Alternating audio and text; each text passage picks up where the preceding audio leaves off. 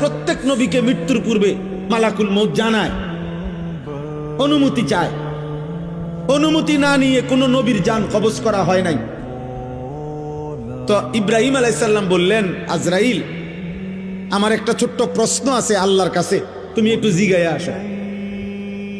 যাও তুমি জিগাও। তো আজরাইল মালাকুল মউত বলছে, আচ্ছা বলেন। তো তুমি গিয়া বলবা আল্লাহর কাছে, আয়াকবিজুল খলিল রুহা খলিলিহি। আল্লাহকে জিজ্ঞাসা করবা গিয়া যে ইব্রাহিম জানতে চাইছে কোন বন্ধু কি বন্ধুর জান কবজ করে? বন্ধু বুঝি বন্ধুরে মাইরে লাগে? আমি না আপনার বন্ধু? ইব্রাহিম আলাইহিস সালাম কার বন্ধু? কথা বলে না, আল্লাহর বন্ধু কিনা? তো ইব্রাহিম আলাইহিস সালাম বলতেছে, যাও গিয়া জিগাও কি বন্ধু এটা? বন্ধু বন্ধুরে মারতে কয়? বন্ধু বুঝি বন্ধুর জান কবজ করে?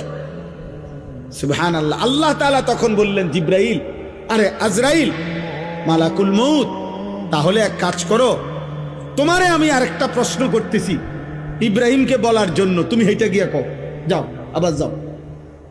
তো মালাকুল মউত এসে এবার ইব্রাহিম আলাইহিস সালামকে বললেন, আপনার কথার জবাবে আল্লাহ তাআলা একটা প্রশ্ন করছেন, আপনি এটার উত্তর দেন। তো বলছে কি?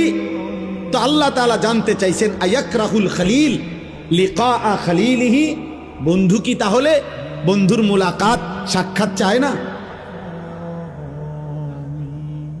বন্ধু কি বন্ধুর সাক্ষাৎ পছন্দ করে না? তাইলে ইব্রাহিম আলাইহিস সালাম বুঝছে, হায় হায়, এ তো মারা না, এ তো বন্ধুর মুলাকাত, এ তো মৃত্যু না রে, এ তো আমার সেই মালিকের মুলাকাত, পুরাটা জীবন আমি যার জন্য পরীক্ষা দিছি।